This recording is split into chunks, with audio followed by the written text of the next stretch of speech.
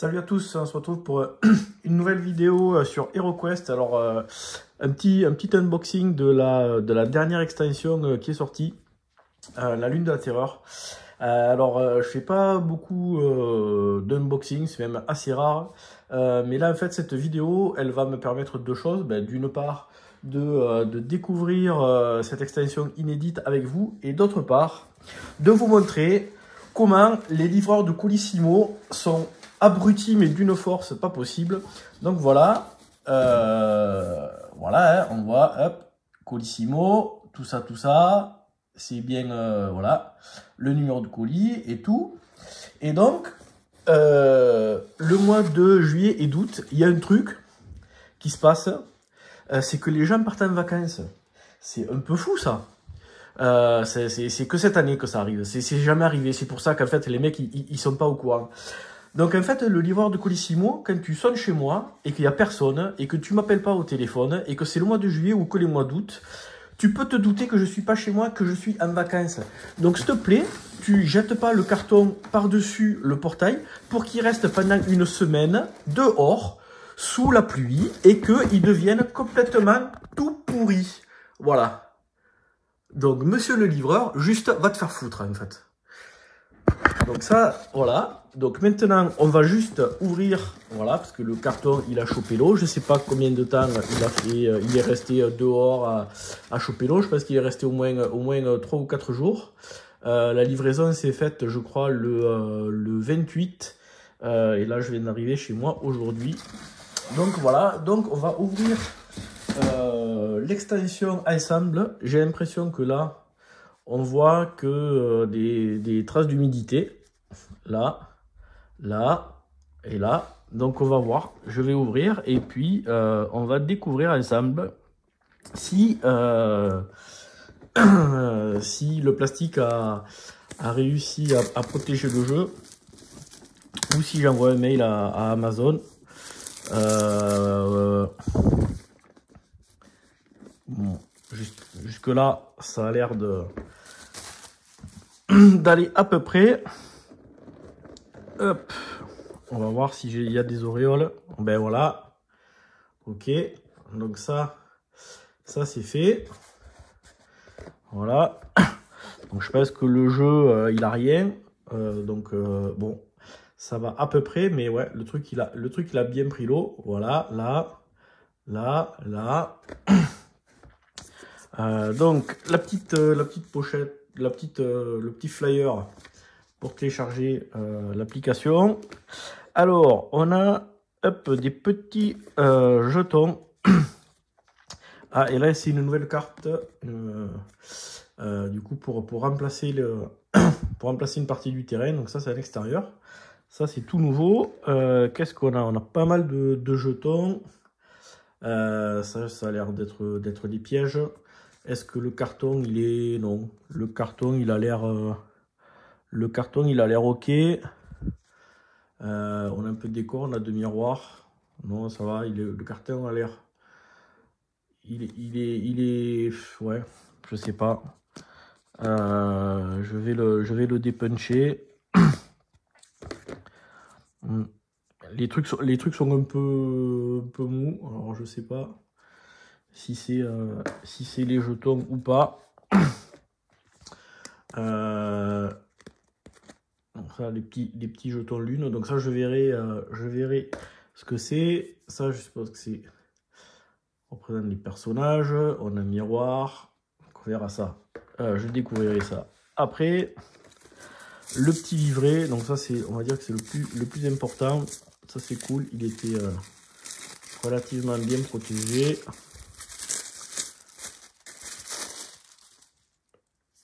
Est-ce que... Non, il n'a pas l'air d'avoir... parce que ça, c'est le décor. Donc, je vais pas vous spoiler les trucs. Voilà, à chaque fois, comme d'hab, un petit descriptif. Voilà, les nouvelles plaques. Ça, c'est des nouveaux pièges. Voilà, les différentes quêtes. Donc ça, on va avoir des... Voilà, des nouveaux persos, donc des mercenaires elfes. Ça, je regardais, on peut engager les mercenaires. Donc ça ressemble aux soldats qu'on avait aussi là dans les extensions précédentes. Voilà. Les archers, les guerriers. Et puis, hop, voilà. Je montre pas la première quête. Donc bon, ça va, je pense que le... Non, c'est bon, ça n'a pas pris la flotte. Je pense que là... Peut-être que ça a été un petit peu humide, mais bon, ça a l'air d'aller. Donc, qu'est-ce qu'on a? On a un petit peu de mobilier. Alors, on retrouve des bibliothèques. Ça, on en avait déjà dans l'extension précédente, qui avait la même forme, là, le match du miroir. On a les fameuses portes d'entrée et de sortie. Ça, c'est du classique. Est-ce que... ouais, je pense que ouais, peut-être que le design a changé. Alors, qu'est-ce qu'on a comme perso? Voilà, on a un nouveau personnage qui est le chevalier. Donc ça, c'est cool. Donc ça fait... Alors moi, du coup, ça me fait 5 types de personnages différents. Puisque j'ai les barbares, l'elfe, le nain, le sorcier. Et puis, il y a le voleur. Petite extension. Et puis, il y a donc le chevalier. Donc là, ça, c'est quoi? Voilà. Ça, c'est des tout pas beaux. On a les elfes, donc les archers. Hop là. Il est tombé.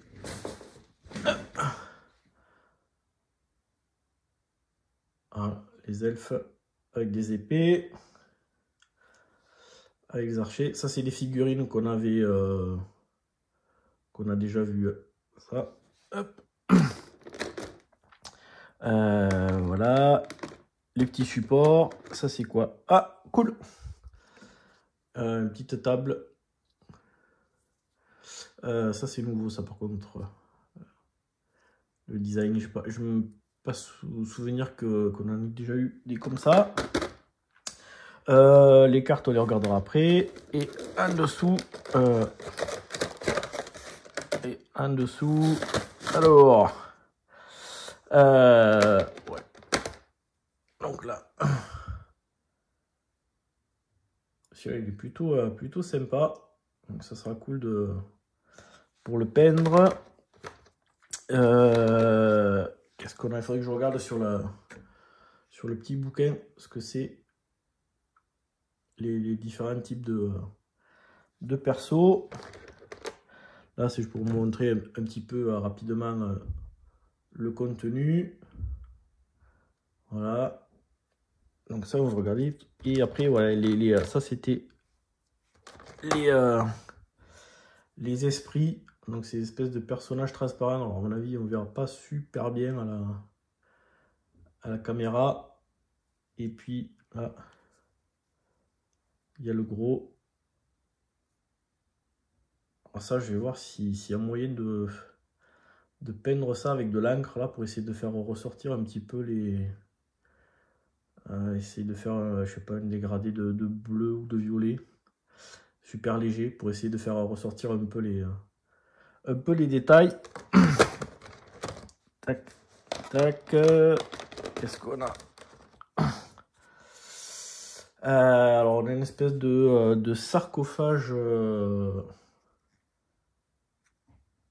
transparent. Ça, c'est plutôt sympa. Ça fait des nouveaux décors, des statues. Alors ça, je sais pas si ça va servir uniquement de décor ou si ça va prendre vie, peut-être dans certains scénarios. On pourra faire ça. Il y avait le même principe de fonctionnement avec la gargouille, là où en fait on rentre dans une pièce, il y a la gargouille qui est une statue, et puis si jamais on ouvre un coffre, un truc comme ça, la gargouille prend vie. Donc peut-être qu'il y a des mécanismes un petit peu comme ça. Et puis, on a un petit truc de magicien ou de nécromancien. Ça pourrait être sympa de le peindre aussi là. Essayer de faire des dégradés sur la boule là. Façon à palantir. Ça va être plutôt cool. Bon, jusque là, la boîte, ça va. Est-ce que... ouais, là, la boîte, elle a pas pris la flotte. C'est vraiment... Putain, c'est chiant parce que... en fait, c'était cette face-là qui était en bas du... qui était sur le bas du carton qui a pris l'eau. J'aurais préféré que ce soit l'arrière, mais bon. C'est pas grave. Alors, si on regarde vite fait un peu là, tous ces personnages-là, qu'est-ce qu'on a? Donc, on a des spectres, ça c'est trucs transparents, l'esprit de la terreur, les gardes, les assassins, les archi-elfes. Ah, ok, donc ça, ouais, ok. Donc, les mercenaires, c'est les violets. Voilà, les portes, la table de torture. Ok, donc ça, c'est, voilà, donc ça, les mercenaires, c'est ceux-là qu'on pourra, hop là, qu'on pourra embaucher pour nous aider. Ça, les guerriers elfes, les archi-elfes, c'était du déjà vu. Par contre, les gardes et les assassins, je pense que c'est la première fois qu'on les voit. Ben voilà, on va regarder vite fait les cartes. Qu'est-ce qu'on a de particulier? C'est surtout celle du chevalier qui m'intéresse.